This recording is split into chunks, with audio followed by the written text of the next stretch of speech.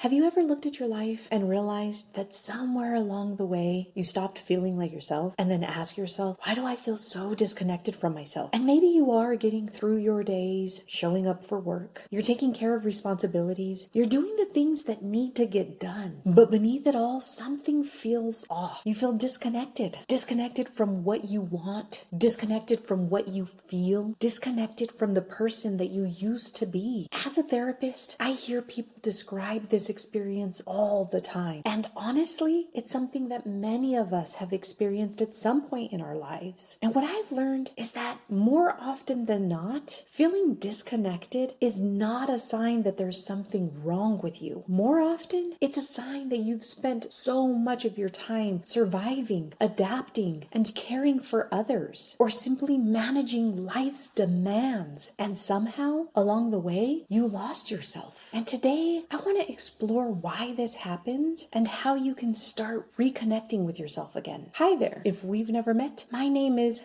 Raquel Perez, and I'm a licensed therapist here in the state of Colorado. And this video is part of a new series called Reconnecting to Yourself, where we're exploring what it means to reconnect to yourself, rebuild self-trust, and create space for deeper self-awareness. And if you'd like a companion workbook to help you reflect on these topics, you can find it linked in the description down below. Well, now, let's begin. When people tell me that they feel disconnected from themselves, they often have a really hard time explaining what exactly that means. And they might say things like, I don't know what I want anymore. I don't know who I am. I feel numb. I feel like I'm just going through the motions. Or sometimes they just simply say, I don't feel like myself. And what I find interesting is that very often people just assume that they have lost themselves. But see, I don't think that's what actually happens. I don't think that the person you are just disappears. I think that the connection to that person just becomes a little bit harder to access. The parts of you that know what you need, the parts of you that know what feels true, the parts of you that know what matters, they're still there. But over time, life can start to create this distance between you and those parts of yourself. And that's often where this feeling of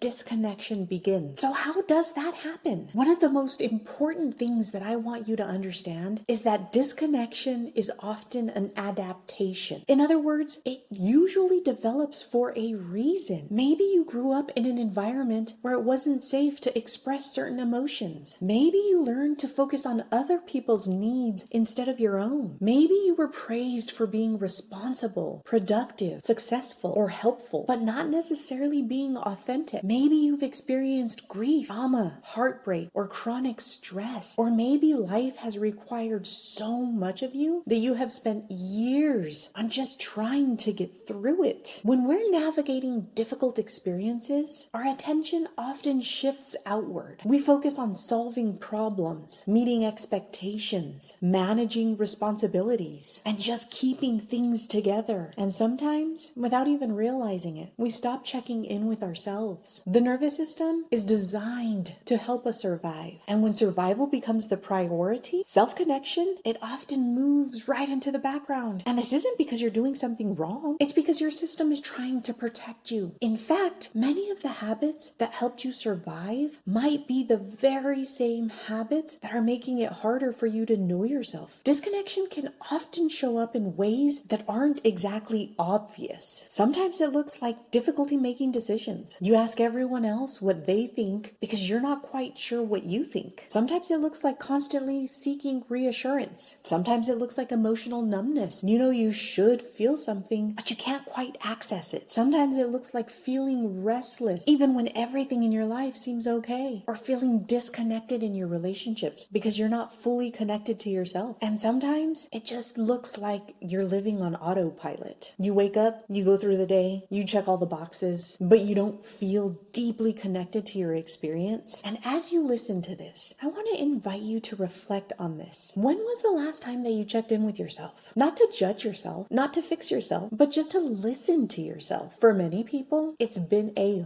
long time. And if reconnecting with ourselves is so important, then why is it so hard? I think that one reason is because slowing down can feel so uncomfortable. When we finally slow down, we often come face to face with all those things that we've been carrying for so long. Feelings, needs, disappointment, grief, longings, the very things that we've been too busy to notice. Many people think that they're avoiding themselves because they don't care, but often they're avoiding experiences that feel overwhelming, painful, or uncertain. And that's understandable. This is one of the reasons that I talk so much about emotional safety, because self-awareness is not something that we can force. We can't pressure ourselves into insight. We can't demand clarity from ourselves. Most of the time, insight emerges when we feel safe enough to listen, safe enough to slow down, safe enough to become curious about our experiences. That's why reconnecting with yourself isn't about finding the perfect answer. It's about creating enough space to hear what's already there. So what does finding your way back actually look like? I think it starts with asking different questions. Instead of asking, what's wrong with me? Try asking, what am I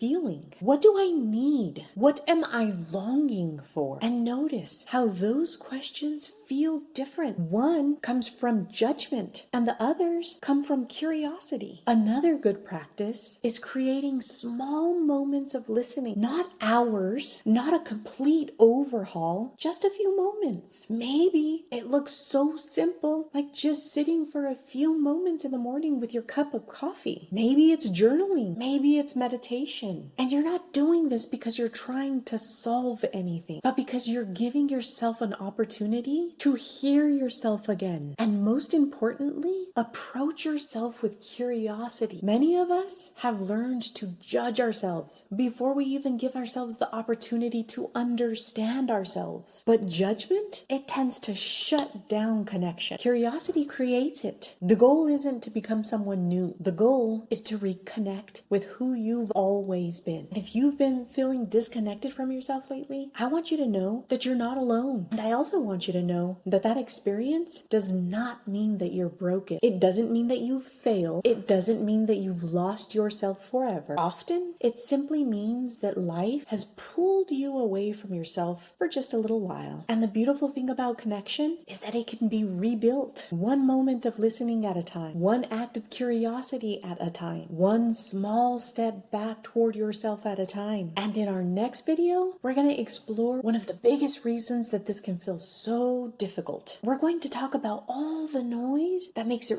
really, really hard for us to hear ourselves and why you may be struggling to hear your inner voice. And if you'd like to continue this journey with me, be sure to subscribe down below. And please don't forget to check out all the free resources and workbooks down in the description below. As I always say, take whatever feels supportive and leave the rest. Well, my friend, that's all I have for this video. Until next time, bye for now.